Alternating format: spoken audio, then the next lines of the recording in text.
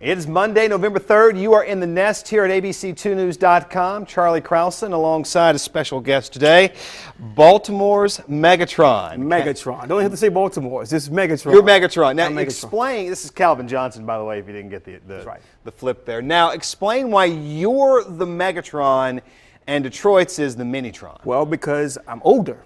That's the oldest one always wins out. So I'm older. I was around before him, so I'm Megatron. I took his nick. I just took it from him. It's mine now. Just took him. It's yours. Just took it. And on your desk, you have a bobblehead. What do you I have call a it? bobblehead. It's called, what did I call it last week? Minitron. I called it Minitron, right. I have a Minitron at home, bobblehead. My wife got me, so yeah. All right, now Calvin is the executive producer here at Good Morning Maryland with us every morning, and we've been known from time to time to get in some heated debates in the newsroom about a myriad of topics. Sports never short on that. So I'm always right. Pretty much you're always a little off, but that's a little bit. A little bit, but you know. So he's with us here this morning, going to talk about all things going on with sports this weekend, as it was. You've got a lot going on, Calvin. You had Navy Notre Dame, you had Maryland Penn State, but of course we start as we do every Monday. Ravens last night losing in primetime on NBC to Pittsburgh, 43-33. You say woo, your initial thoughts. It was a beatdown. I figured the Ravens might lose. You know, it's on the road. They beat them already in Baltimore. It's hard to sweep a good team, especially a rival. But to lose by 20, and it was actually worse than 20. Talk about this, because you were actually up. You stayed up to watch the entire game. You took notes on what you saw. Yeah. Go ahead. I have tons of notes here. Do you need these? Like 6 pages worth of notes, and I'm good. You want to go to the glasses? Yeah, I'm good. I got pages 6 worth pages of notes this guy takes and comes in. I sent him a text this morning. I'm like, you ready for this? And he's like, oh, I got grades. Yeah, I got grades. I've got my little We'll get to that. dry erase board, so I'm going to put the grades on there. But what did you see initially with this? Because, I mean, obviously the story is not necessarily about anything with Baltimore. It's all about Ben Roethlisberger. Yeah. Guy throws for 350, guy throws for 6 touchdowns, no picks. Antonio Brown may be the best receiver in the AFC. That's from Michael Irvin, number 88, last night on the NFL Network. What? I saw a future Hall of Fame quarterback take advantage of a depleted, underclassed secondary. And that's what it came down to. Last week, Roethlisberger threw for 6 touchdowns. He picked right back up where he left off. The Ravens without Jimmy Smith just had a hard time covering those receivers, especially Antonio Brown. He went off like, I think, 144 yards, 11 catches. Just really made him look like it was a different level of football. You know, Glenn Clark was with us here last week on the Nest talking about this, and he talked about some of the issues facing and plaguing right now Baltimore's defense, first and foremost being the injury to Jimmy Smith. And that we knew that was going to be a problem, because you know what he does on the defensive side of the ball is kind of being that lockdown corner in DB. But he actually is placing more focus on the free safety position, because if you're deficient there, you roll someone out, you're compounding your problems. We saw that a few times yesterday. I can't remember which safety it was, but he was late getting into one of the touchdowns. Ben held him with a little pump fake, and by the time he got over there, it was too late. It was a touchdown. So yeah, that's usually the case when you see like a cornerback getting beat. A lot of times it's probably the safety that helped him get beat by not doing his assignment and helping him out over top. And that's what happened a few times yesterday. And that's what happened. In fact, now Glenn Clark is going to be joining us here on the Nest here shortly via Skype for his thoughts and impressions on the game. He is ready to go right now. Glenn, are you there, sir? I am there, boys. I hate how right I was about this, because you called this. Yeah. Look, now, I mean, you could see this a week ago. We talked about how well the Steelers had played, and the young receivers, that Martavis Bryant brings just such a different element to their offense, and Marcus Wheaton playing well. The Ravens really had no hope, and this is the alarming part of what comes out of last night. Is it makes you start thinking about what we were saying about the Ravens before the season. See, what I wanted to talk to you about specifically on this, because you were here with us last week talking about the deficiency. You lose Jimmy Smith, we got it, that's an injury. Those things happen, but it was the deficiency at free safety. You spent a lot of time on this, so kind of take us back there with what you saw as it played out last night. Well, somehow they've never gotten one. And I don't really understand how this has happened. And they're rotating Darian Stewart, and they're rotating Will Hill, and they're still trying to make Matt Elam at times be a free safety, and he is absolutely not a free safety. And this to me speaks to some of the issues. Look, I know that we're kind of giving him a pass because C.J. Mosley looks like he's going to be a stud, right? Like, he looks like that's going to be an ultimate find for this team. But for the last 2 years, they've come away with defensive players with their first 3 picks in each draft. And other than C.J. Mosley, none of them have turned out to be real difference makers just yet. I get it. It's still early for a lot of these guys. But in the meantime, they've hurt their offense, and they're not coming away with playmakers at critical positions defensively It's more remarkable that they're 5-14 than it is disappointing that they've gone from 5-2 to 5-4. You mentioned Mosley. He had a good game yesterday. He also was in coverage a few times, I thought, too much. Yeah. And he was beat on one of the touchdowns. So as good as he was playing, he was beat on a touchdown pass also. So I just think that you're right. They don't have a lot of playmakers on defense right now. Really struggle, Calvin. You're absolutely right against Le'Veon Bell in coverage. And, I would like to think that's an anomaly because he has had success in coverage during the course of the season. It's not an example of, well, he just hasn't been put in coverage, so now he's been exposed. You would like to assume maybe it's, the first time he's played in frigid temperatures, the first time that he's played in the Ravens-Steelers rivalry in Pittsburgh. I don't know exactly how to explain. Look, Le'Veon Bell is one of the better running backs in the NFL as well, so that certainly has something to do with it. And you would extend Monday, Charlie, you let Ben Roethlisberger avoid the ground. It's not just that you have to pressure him. You have to bring him to the ground. And we saw it again time and time last night where he just had time and he looked vintage Ben Roethlisberger. He looked like the guy that was uber capable of making plays downfield, and the Ravens gave him the opportunity to do it. All right, Glenn, let's flip to the other side of the ball. Ravens offense right now. You've been saying this and you have been preaching this from the mountaintops for anyone who would listen here for us on the Nest. You say it all comes down to the running game. 3 running backs. Last night the running game was non-existent. Nothing in the running game. A bizarre check down practice, by the way, at the end of the game. I don't really know what that was all about, and I still think it was sort of an embarrassing moment for John Harbaugh when he's leaving his starters in the final 2 minutes, calling timeouts, clocking the ball in a 3-possession game. No, nothing going in the run game. They activated Bernard Pierce this week, and he got in to run the ball once. So there was that. I don't really know if it's as simple as saying the left side of the offensive line was terrible last night. You saw it in pass protection, so it explains. The offensive line to me was brutally bad. Yeah, it was left side especially. Assimile and Monroe, just didn't see them opening up any holes. I do wish the Ravens would have ran the ball more. I think they ran it only 16 times with their running backs. They averaged about 3.7.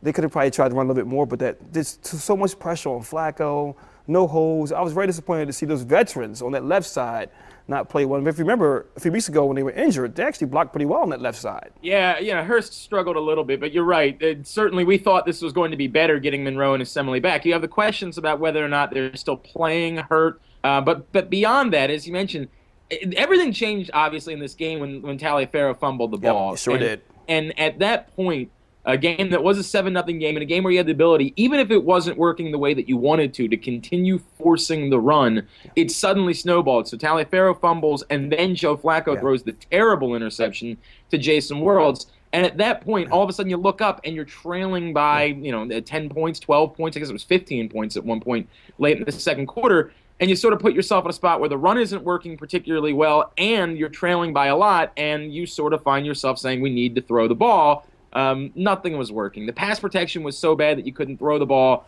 The run game, just for whatever reason, and there's no simple answer to the run game other than you don't really have a truly dynamic running back in this offense. And we've had to admit that for as well as Justin Forsett has played. And look, he's been serviceable, and he's been worlds better than you realized he was going to be. But they are missing a truly dynamic, game-changing running back in this offense, and that's part of the problem that they're dealing with it.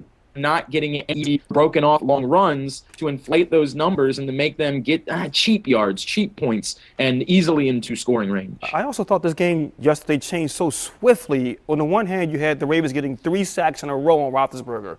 Things were looking pretty good. And I believe when the Steelers punted it away to us, we had the ball at the 45, but a 15-yard penalty on that punt pushes back to the 30. Then you had the turnover. And before you knew it, we're going from having 3 sacks in a row to now trailing the rest of the game. Yeah, Calvin, you're absolutely right.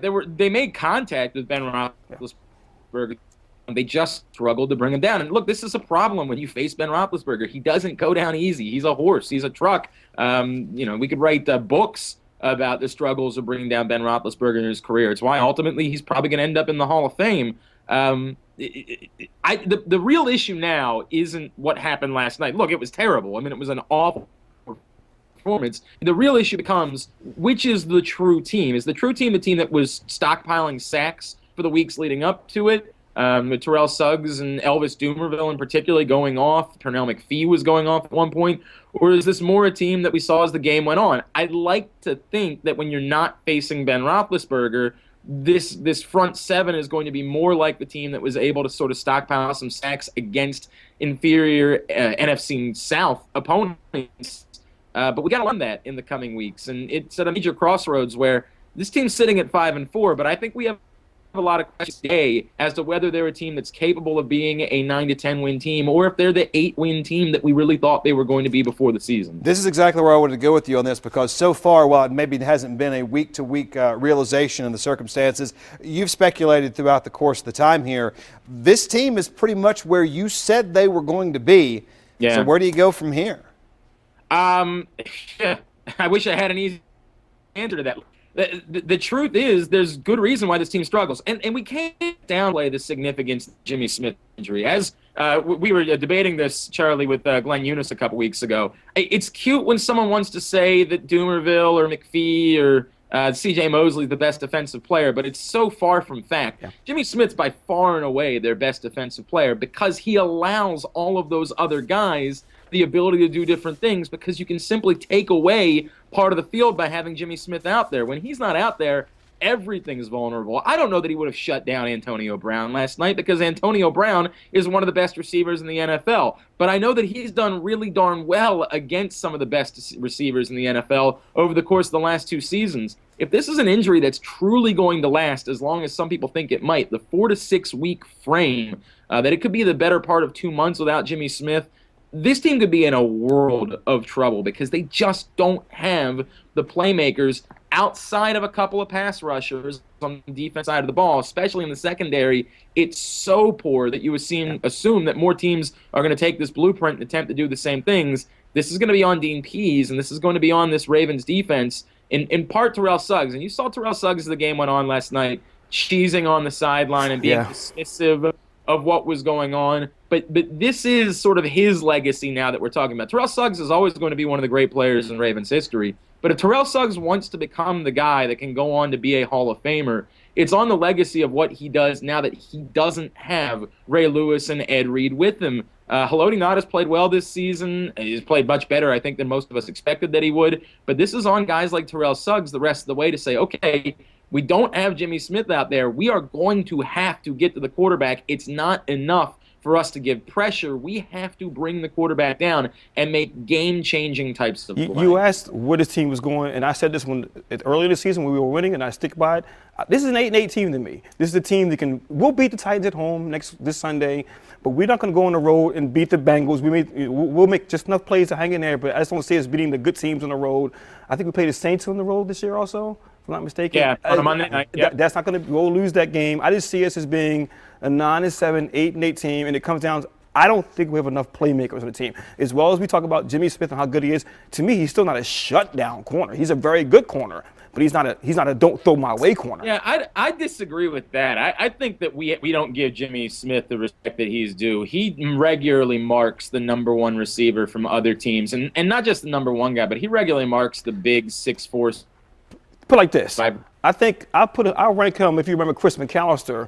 I don't think he's as good as Chris McAllister. And Chris McAllister to me wasn't a shutdown corner. He was awesome. He was very good. But I'm talking Richard Sherman last year shutdown. Okay, how many Richard Shermans are out there? Well, I'm talking about shutdown corners. That's what I'm talking about. I'm not talking about very good corners.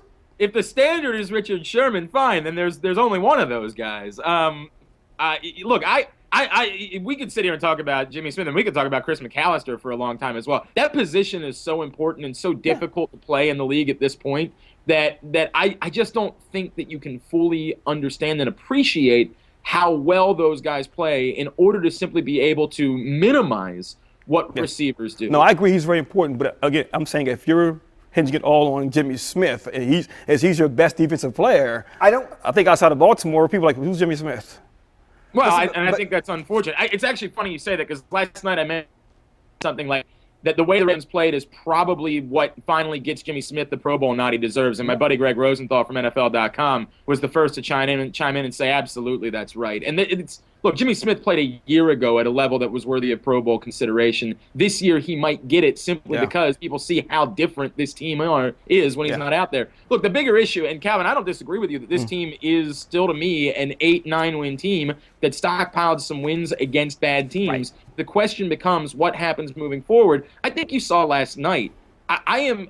Nobody wants to talk about the fact that this team has struggled in drafting. And again, C.J. Mosley is sort of what you say in order to end that conversation. But to see the Steelers have those two guys offensively, Bryant and Wheaton, and what they're able to do because of how dynamic they are, and the fact that the Ravens have not brought in young, dynamic offensive weapons after they decided they were going to build around their quarterback. They gave this boatload of cash to their quarterback and then said, we're not really going to surround you with young, dynamic players. And everybody says, well, they went out and got Steve Smith. Look, I think that so far Steve Smith has done sort of what we thought he was going to do. At the beginning of the season, he's looked very good. As the season has gone on, for a 35-year-old, he's just not going to be able to do the same things on those legs. You need young. I think it's tough for the Ravens.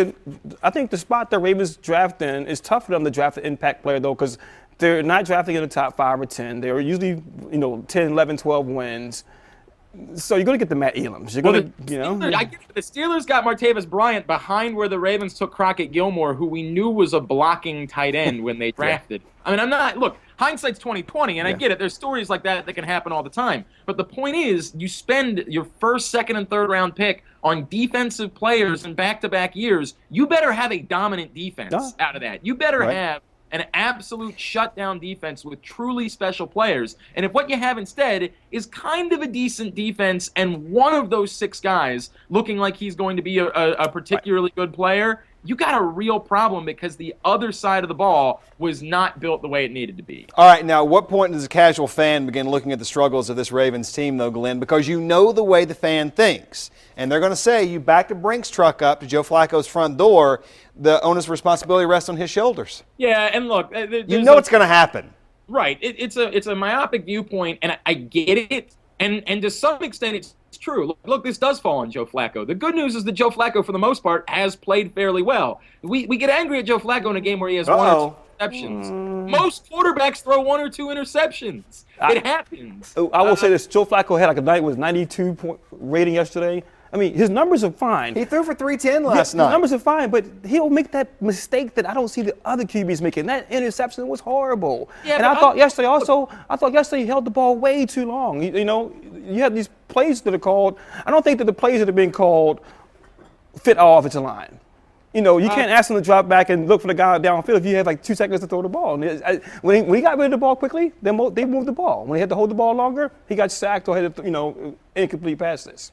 I don't think that's untrue, Calvin. I think the bigger issue is they don't have receivers that can do different things in order to get open. Yeah. They've got what they've got. And that's look, it's been an issue for this team for a couple of years. And really, it's the type of thing that they were able to mask because when they didn't have an open receiver in the past, the rule was just throw the ball to Anquan Boldin and he's going to figure out a way to catch it. Yeah. And when you don't have that, when that's gone, and look, Owen Daniels has played well, and he gives you a soft option in the middle of the field. But Owen Daniels isn't Anquan Boldin, and Dennis Pitta isn't Anquan Boldin. When you don't have that, when that disappears, you have to have receivers that truly do special things in order to figure out ways to get open. And Steve Smith at the beginning of the season was showing the ability to be that guy. But again, at 35, we can't be stunned. He short arm one yesterday. Steve Smith Sr. had a problem getting his arms out there for one of those screen passes, and that was a drop right there. So, yeah. All right, let's move forward to next week. We got Tennessee coming to town. They're 2-6. The Ken Whisenhunt experiment there, it's in a stalled neutral mode right now. He's been through 3 quarterbacks right now. Mettenberger's got the ball now. Right. They're sort of doing running back by committee. I mean, USA Today just had their grades, and it was everything from a B- at tight end at best all the way to an F for the coaching. Is this going to be one of those games where Baltimore comes in, corrects a few things, rights the ship for 1 week, and proves to get Jody off there right now, and proves to do his job? Yeah, I mean, the answer to that question is yes. And Charlie, it's for 2 reasons. One, because they're very good, but because we know the truth in the John Harbaugh, Joe Flacco era, this Ravens team is a vastly better team at home than they are away from Baltimore. There's no debating that. This is a team that, for whatever reason, when they come home, they tend to right the ship, even when they play some pretty good opponents. So the answer's simple. Yeah, they'll get on track next week. It might not be, the drubbing like what they did to the Buccaneers a few weeks ago, but you would be stunned if this was a game that they really had to fight for down to the end for those two reasons. That doesn't cure them, though, and I think that we all have to be realistic about it. And I think that it's interesting, as Calvin points out, the next real barometer is, as they don't have to play the Bengals, they don't have to play the Steelers again the regular season, but the next real barometer would probably be when they go down to New Orleans on that Monday night game before Thanksgiving, to see exactly where they are and exactly how capable they are of beating good teams. So, yeah, I don't think much of this next week. I think 20-point win this weekend. Easy. Yeah, it should be. It won't say much, though. Right. All right, he is Glenn Clark. Real quick before I let you go, Glenn, what was on the menu last night? Oh, you know what? I actually took a picture. I meant to send it to you. So we did do chili last night. We didn't do pumpkin bowls because I couldn't find any in the area. But I'll tell you what we did because it's really neat. We did turkey. We did turkey chili, and we did it with, and this is really awesome, we did it with sweet potatoes, actually. Sweet potatoes and chili. Yeah, turkey and sweet potato chili. It was tremendous. You throw a little bit of shredded cheese. You throw a little bit of sour cream and a little bit of hot sauce in it. It's perfect. It was the absolute, for the fact that this city was as windy as shit weekend, it was the perfect fall food. Your wife had that baby yet? No, January. We're still a little bit away. Although I'll tell you, you posting pictures of your daughter in her Halloween costume. Absolutely adorable, Charlie. Yeah, I walked in wearing devil horns. She took the Minnie Mouse ears off. She wore the horns. I wore the ears. And that's the way Halloween went. Glenn Clark, as always, sir, thank you for the time. Hey, buddy, appreciate All right, it. we'll see you next week. We're talking about a lot of things. We went through the USA Today grades on Tennessee going forward. You took the time to go a couple grades right now. All right. Just one game past midseason. We're 9 games in. All right. Great. Get the board. Well, we want to grade players or grade what do you want to be grade? Get the board here. Quarterback is right now. Now you feel free to explain the grade as you do. He picks up this dry eraser board this morning coming in, and it just happens to be what color? Well, it's purple. Got to support. This is the wrong color. That's the wrong shade of purple. And now we're going to get into the fine-tuning parts. Come on, dude. Take this back. All right, quarterback. Quarterback for the season or for yesterday's game? Hey, it's your class, man. Let's go season. All right, so he's got his team right now at 5-3. No, 5-4. He's supposed to be the leader of this team. I'm going to give him a C plus. Tilt it down. There we go. I'll give him a C plus. I don't C think plus. He hasn't been great, but he hasn't been horrible. His offensive line's been a problem. Do you see it going down the line where people will maybe overlook some of the problems that may be existent and apparent on the defensive side of the ball, offensive line, and still look at it and say, you're the guy making all the money? He's the guy making all the money. He's the leader. He's the quarterback. All on him. He's the Super Bowl champion. He's the MVP. Running backs.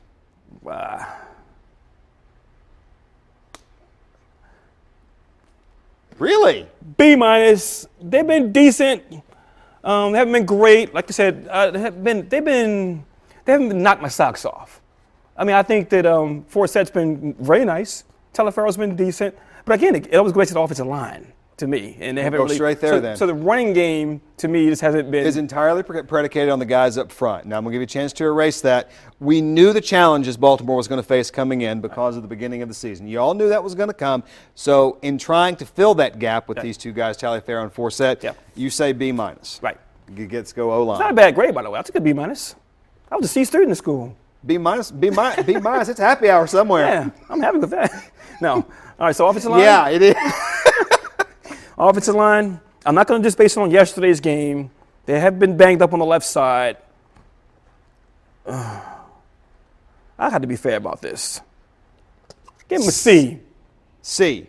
Team is 5-4. You asked a question earlier whenever they were having to hodgepodge that offensive line together because of injuries 2 weeks ago. Did they actually put a better O-line out there? Yeah, well, they played a weaker opponent too, though. I sat there and asked the question. I'm like, well, they're playing Tampa. They're playing the Falcons that weren't playing that well at home. So it's kind of hard to say that, this is the Steelers yesterday. This is a different ball game. All right, let's go. Let's go receivers, include tight end. Including tight end. I give him a solid B. Solid B. Stephen Smith hasn't been, there we go. Let's speed this up a little Thank bit. you very much.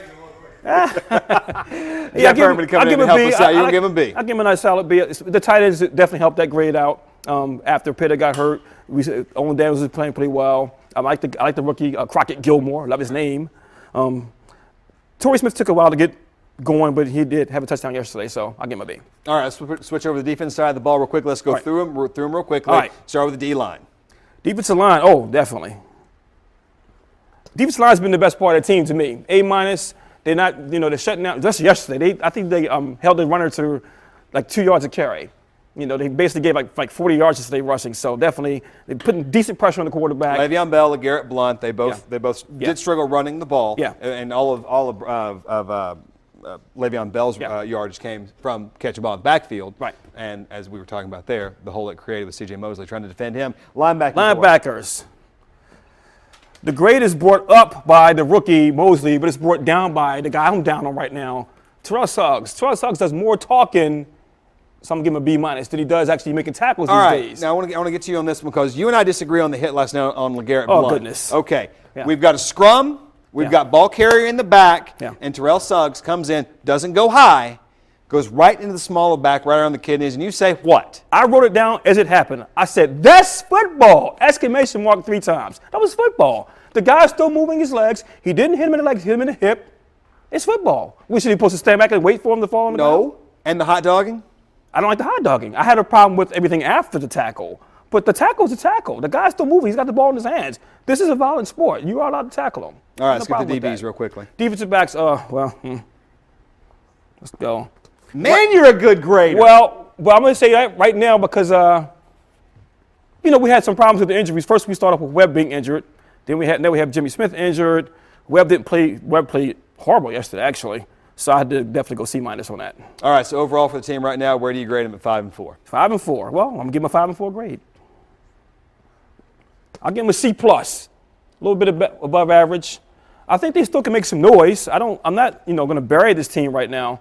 I don't think they're a playoff team, but I wouldn't be surprised if they did roll off 3 or 4 wins in a row and all of a sudden they're back in the mix. We're going to come back to that in just 1 second. Right now, let's go out to the social media sites. What you're saying about the Ravens' loss last night, where they stand in the season as a whole. Lauren Cook's out there watching the social media wires. What you got? Everybody's talking about football right now on Facebook. Calvin, Charlie, I want some A's next week. Hopefully the We'll get A's. Ravens- We got to earn the A's. Oh, I Just hope don't give so. them out. It's not, I not hope great we on the can turn curve. things around. It was a tough you did. game. Tough loss. Ravens didn't look too hot. Going to Facebook right now, reading some of your comments, many of you describing the game yesterday as painful. That's what Mary Borey says.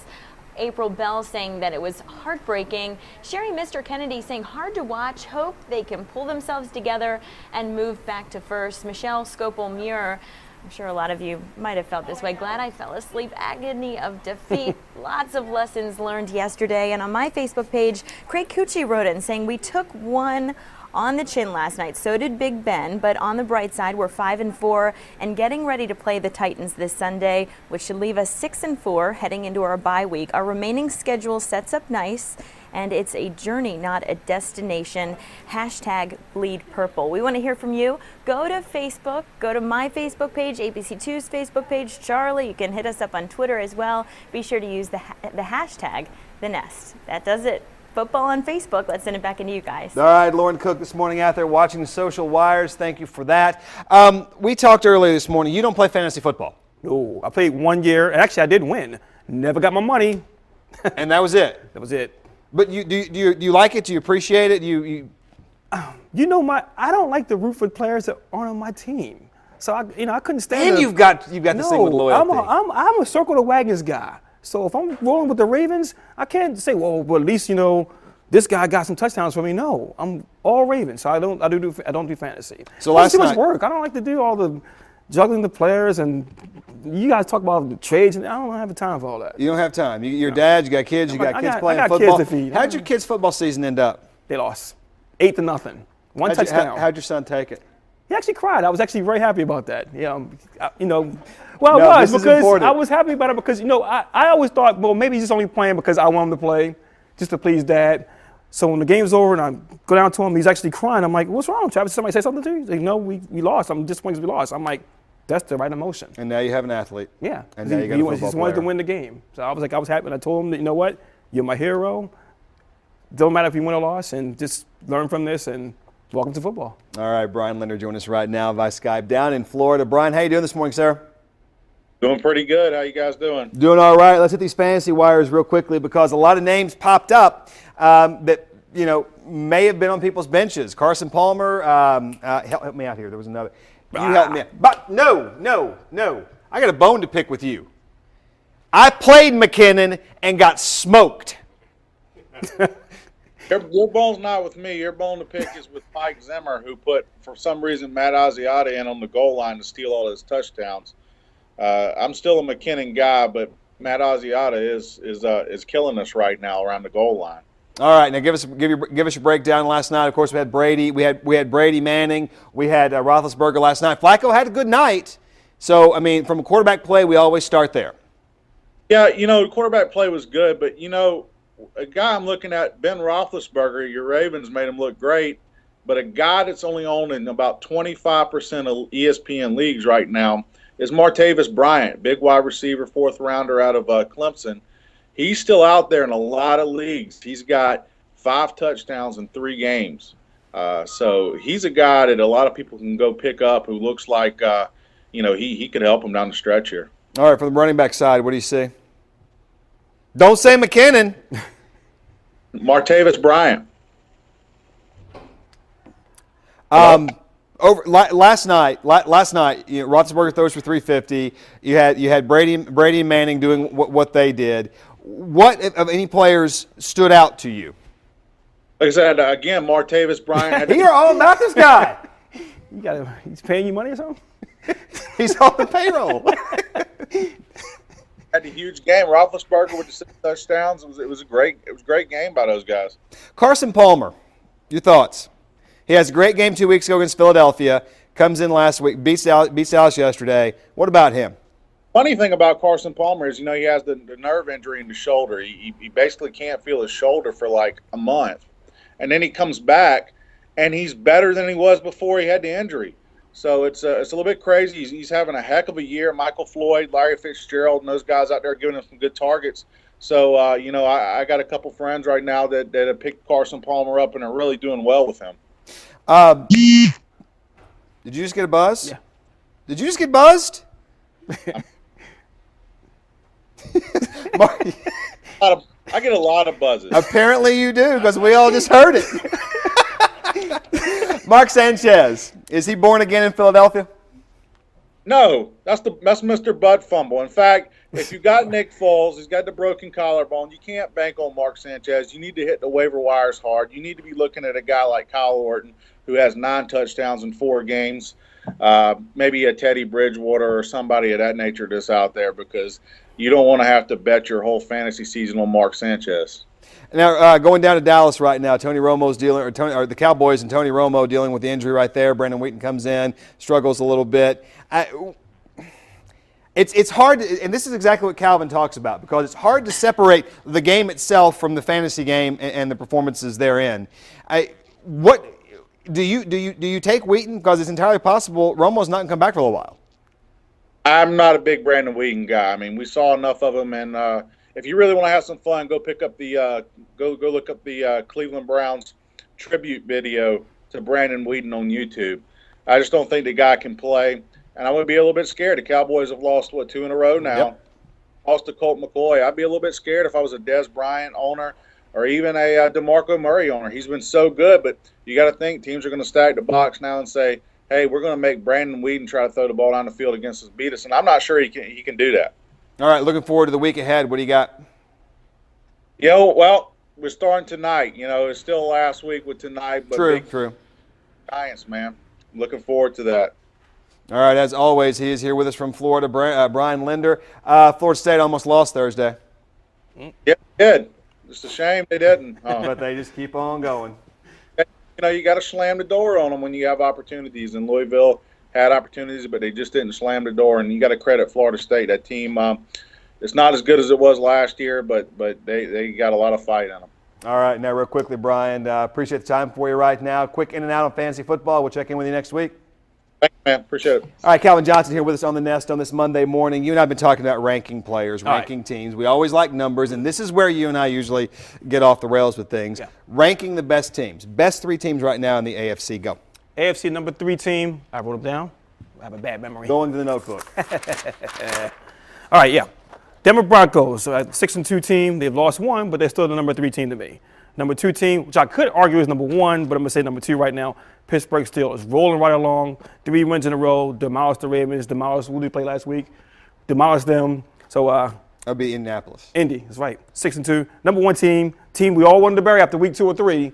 Patriots rolling right along. But you bring an interesting point up to this about the death of the Patriots Yeah. because the sports writer whose name we did not look up, but we're talking about this, he said Brady was done. Yeah, they won 5 in a row since then. And they've done it, win 5 in a row. And if you saw any of the game yesterday, them and Denver, they were in control of the game from the very beginning. And it was an issue of Brady being Brady. And you watch them do what they do offensively. And in the NFL, if you get a 3 to 4 yard window on someone, that's wide open. Yeah. His receivers, Gronkowski specifically, they are so wide open so often. You almost think your son could throw those passes to them. I don't know how they do this. I don't know why they don't throw the ball to Gronkowski like 50 times a game. He's so good, you can't stop the guy. I would just throw it to him almost every play. He's so big. You say right now, you go in order: New England, Yeah. Still Pittsburgh, Denver. Denver. I got some teams to watch out for. Give me 2 to watch. Dolphins and Chiefs, both 5-3, both have won 3 games in a row. Dolphins had a shutout yesterday against a team with pretty good offense. 37-0 over the San Diego Chargers. So watch out for those 2 teams. All right, my side on the AFC, New England, of course, number 1. I say Denver, number 2.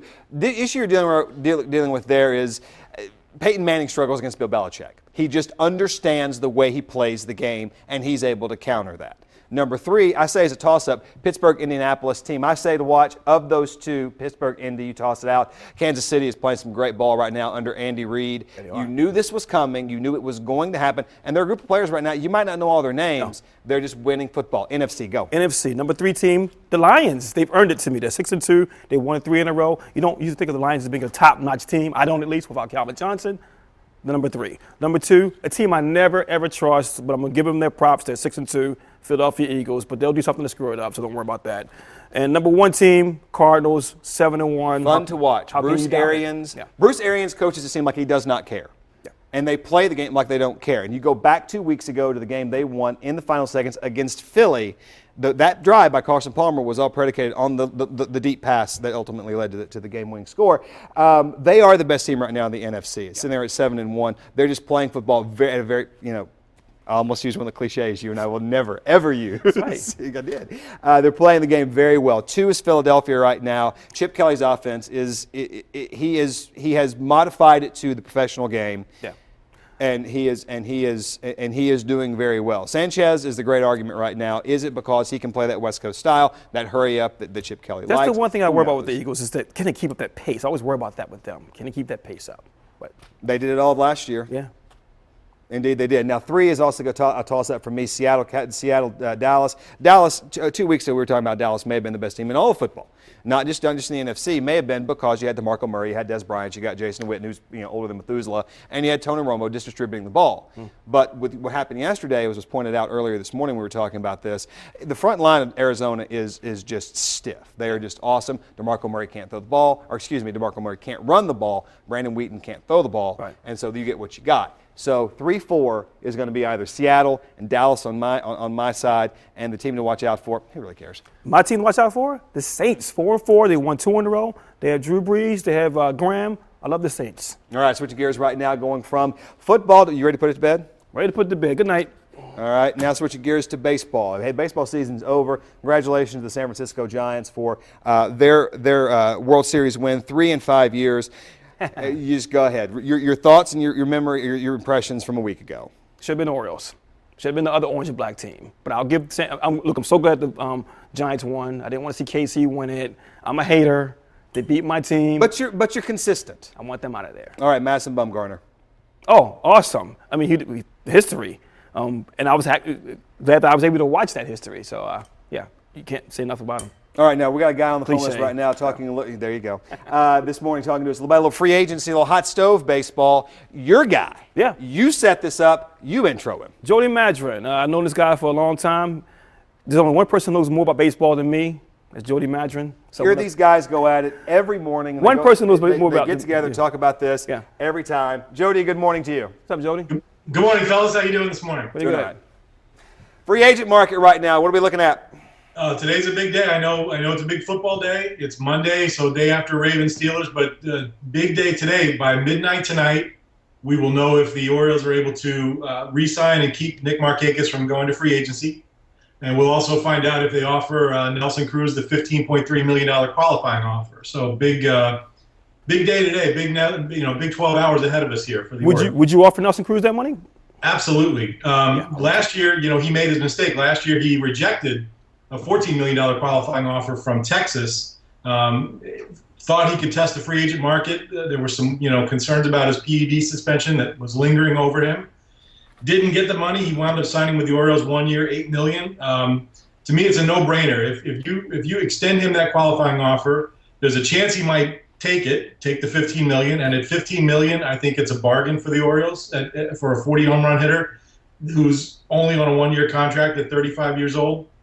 But the other thing it does, if he declines that qualifying offer, goes out to free agency, someone else signs him, you get a number 1 draft pick in return.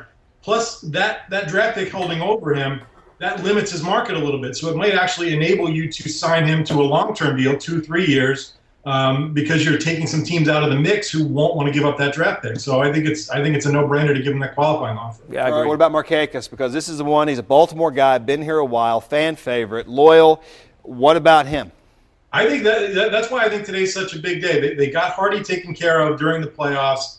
Nick Markakis has only ever known the Orioles, and today is the day. If he gets to midnight tonight, for the first time in his professional career, he can see what the market is for him. He can find out what he's worth out there.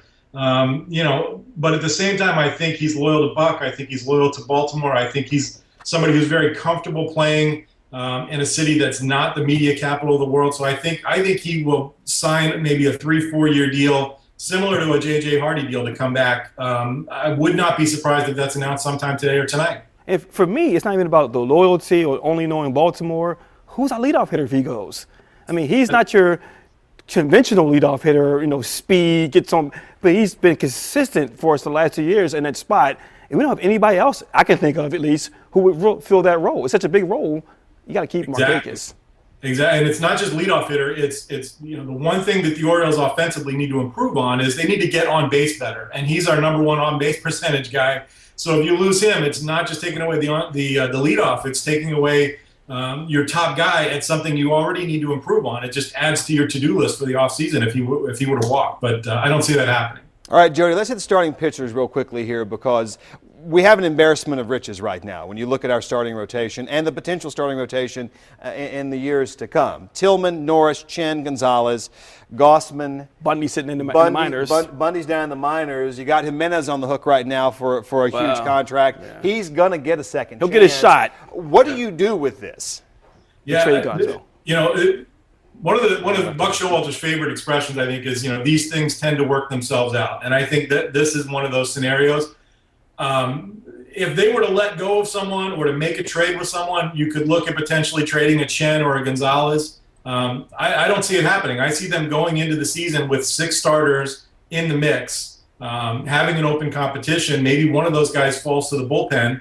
I see Bundy in the mix in the bullpen for 2015, not necessarily being handed a position in the starting rotation. So, if you look back over the last couple of years when the Orioles have been successful, some of the guys in the bullpen, Tommy Hunter, Brian Mattis, Zach Britton, those were guys who were starting pitchers who, they found a better fit for in the bullpen.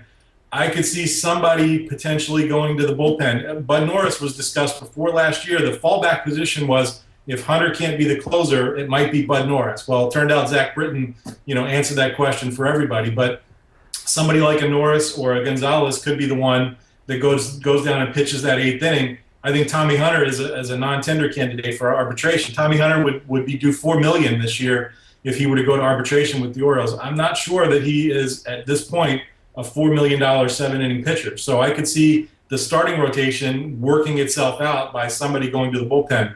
Unfortunately, that could not be Ubaldo, because you can't put Ubaldo into a critical situation, 7th, 8th inning, where you need somebody to throw strikes. If he doesn't make the rotation out of spring training, and I think he's going to get every opportunity, then you've got, the most expensive long man in the history of baseball, which is disappointing. Do you trust Zach Britton as your closer next year? I mean, he had a good season, but he wasn't overpowering, and he didn't have a great postseason. Is he a long-term answer as a closer?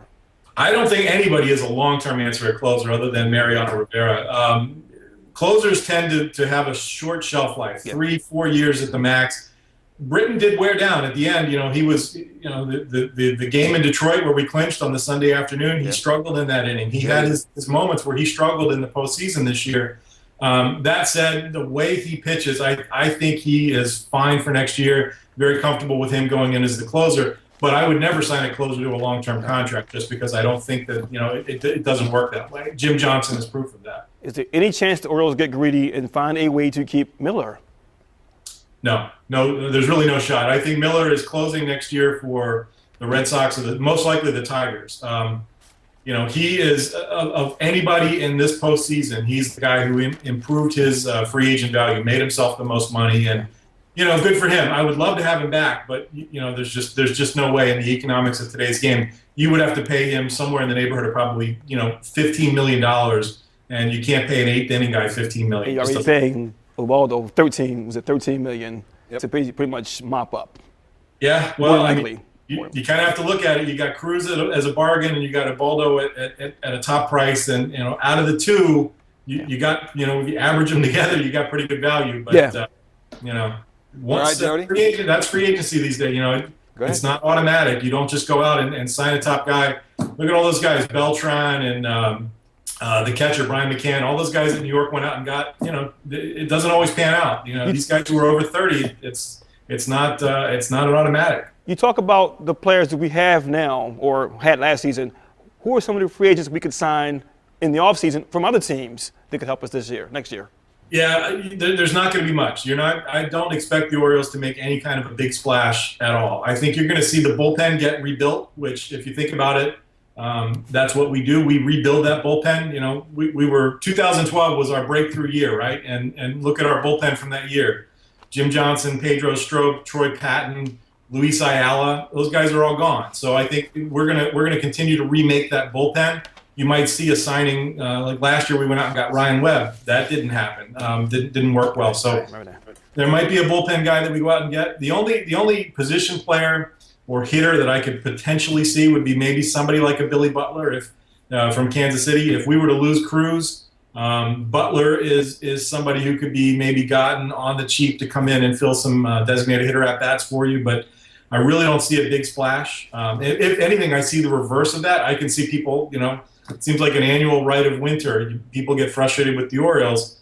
I could see Chris Davis being let go or given the sort of Jim Johnson treatment, from last year. He's eligible for arbitration. Yeah. You're going to have to pay him $14 million, and he's one failed drug test away from an 80-game suspension. I mean, with his performance this year, can you count on him next year at $14 million? I'm not sure. So I could see the Orioles, given that power is in such limited supply, there just aren't a lot of power hitters out there. I could see the Orioles making a trade to go get maybe a seventh-inning bullpen arm for Chris Davis, and somebody will be willing to take on that arbitration risk.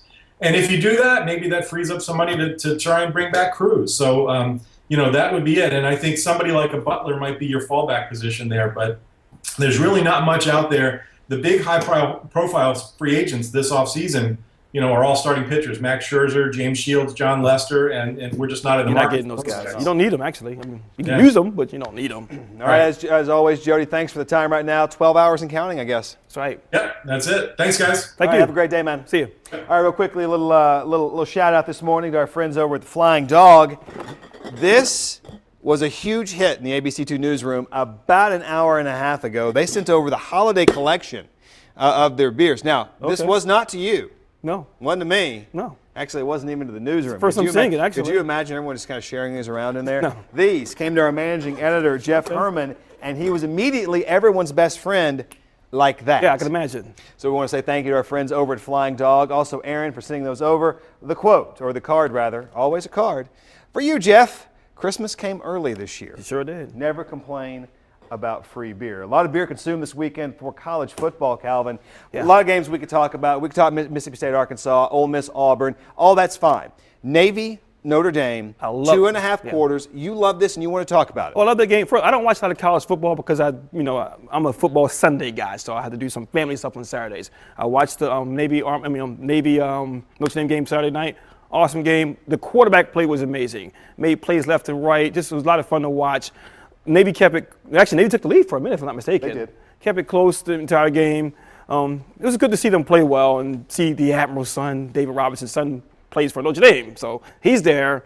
I wonder who's kind of rooting for. Obviously, he's rooting for his son, but he went to Navy. But he wants Navy to play well. Yeah. I think John Feinstein once said the thing that's great about the Navy midshipmen is the game on Saturday Yeah. is the easiest thing they do all week. Yeah, right about that. Now, the game we're talking about right now, because this is actually something where the Maryland Terrapins did something they have not done. They have right. never won in Happy Valley. Never. Ever. And only beat them once before. And they've only won once before since 1962, I believe it was the year. And they win, and they win in a late, a last-second field goal. But it was what happened before the game that had everyone talking about this. It is the ritual of college football. It's a ritual in all sports. Team captains go out, they shake the hands. But what you see here is a photograph courtesy of ESPN.com. Yeah. On Maryland's side, you got Stephon Diggs, P.J. Gallo, and Sean Davis. Penn State comes out to shake the hands.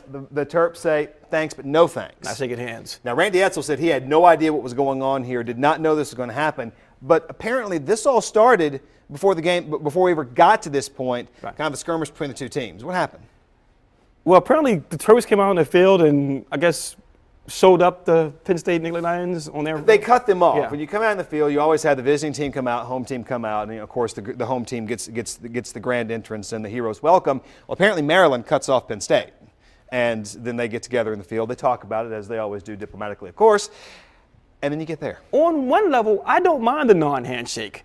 You have teenagers, young men getting pumped up. 12-year-old son trying to whoa. 12-year-old son trying to teach sportsmanship. Well, no, trying to find something to pump themselves up and motivate themselves. And I don't know what happened on the field. Shake a hand. But the problem I have is that the captains were involved in this. These are your leaders. These are the ones that set the example. But just the fact that they didn't shake hands, the worst things have happened in the world. So do you think it's a bigger deal than maybe what's being made of it? Well, I think it's a big deal because the captains did it. That's why I think it's a big deal, because the captains did it, and it is a big game for the Terps. And, you did show them a certain level of, you didn't show some class there. But again, I kind of don't care as much, but it is a big deal, though. All right, 15-yard penalty for that unsportsmanlike conduct before the game. Maryland goes on to win 2019, the final. Afterwards, a few people, Kevin Anderson from Maryland said, quote, extremely disappointed in the actions of our captains involved in today's coin toss prior to the kickoff with Penn State. The university president, and I'm going to make my point on this. University president, Dr. Wallace Lowe, comes out and says the behavior is not a reflection of how our student athletes should conduct themselves in the athletic competition. Those are parts of quotes. Here's the problem. When your university president's coming out apologizing for what you're doing, you're done. Yeah. I mean, as far as the attention, I don't care if you won the game. You're right. The chancellor and the president don't talk. Right. And they don't talk about football games. And it just looked bad. I just wonder how planned this was. Also, did the coaches know this was going to happen? I would. Did other players know?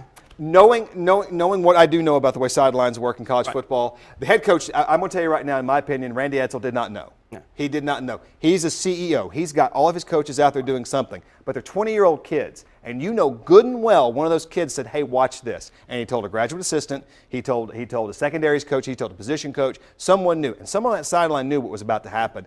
And they let it happen. Yeah, it's unfortunate also because it took away from the fact that the Terps won a game. And that's the problem. And they had a big win, and they played well, and that should be what we're talking about, not the handshake that didn't happen before the game. And this comes after getting blown out at Madison to Wisconsin, 52-8 the week prior. What do you think, though, this says? Because Maryland is now bowl eligible in the Big Ten, and this is their inaugural season in the Big Ten. They're positioning there. I mean, because the growing pains of going to a different conference, a bigger conference physically and athletically from the ACC. I think they're putting together a nice season. You talk about their first season in the Big Ten. They have 2 losses now. They're ugly losses, but they're against powerhouse teams. Other than that, they've held their own. And like I said, they're bowl eligible 2 years in a row now, so they're definitely headed in the right direction. I think it was a great win. Now, let's flip the coin to the other side of the field right now. James Franklin, who is the head coach there at Penn State, was supposed to be the head coach in waiting at Maryland back under Ralph Regent. That didn't happen. Franklin goes to Vanderbilt, makes them competitive in the SEC, makes them bowl eligible consecutive years. Now he's in Penn State. Now, what does the grudge do? What does the rivalry do between these teams? Well, he heats it up because this is a guy who was in your locker room. Now he's one of your rivals. It's the team you're going to play every single year. So. Is this a point to you? I ask this because you're a Maryland guy, you're a Baltimore guy. Yeah. Does Penn State finally have its rival in the Big Ten? Because there was a point in time where they wanted maybe to beat Ohio State, maybe Michigan State. You're never going to crack the door on Michigan State. Yeah. Does Penn State now have a rival? This could be the rival, no question. Even go back to high school. Maryland plays Pennsylvania in a high school game every year. It's natural. These kids will play each other as they develop and as they go to college. This is a good rival right here. Pennsylvania, Maryland, it's a good rival. So. All right, he is Calvin Johnson, been here with us, done a wonderful job with us here on the Nest this morning. Don't do that. I can give myself give yourself a grade. All right. I'm going to give it on the curve here. I'm going to give myself an A++. A++. I would have got an A+++, but I don't have enough room for another plus on there, so. Calvin, as always, thank you. I guess we'll see you tomorrow morning. See ya. I just want you to know, prior to the show, about an hour prior to, this guy is standing up and yelling at me. A conversation we did. Go ahead. And on that note, you're watching. You said you're going to lose the headshot. We'll be framed up right. Go ahead. You want to yell at me? No, I'm not going to yell. We'll end on that if you want. I'm not a yeller. I don't yell. You have been watching The Nest here at ABC2News.com. We're here every Monday morning at 10 o'clock talking sports with you. Coming up in a guest, I'll tell you what, you want to try to open phone lines next week? Oh, definitely. Yeah, I love phone lines. I love phone callers. Lines, talking, jabbering. I love callers, yes. Have other opinions? No question. It's my favorite part of shows. Hashtag The Nest for you right there. We're also there for you on the social sites at ABC2 News on Twitter and WMAR, our Facebook page. Thanks for joining us here once again. We will see you next Monday on The Nest. Have a great day. See you.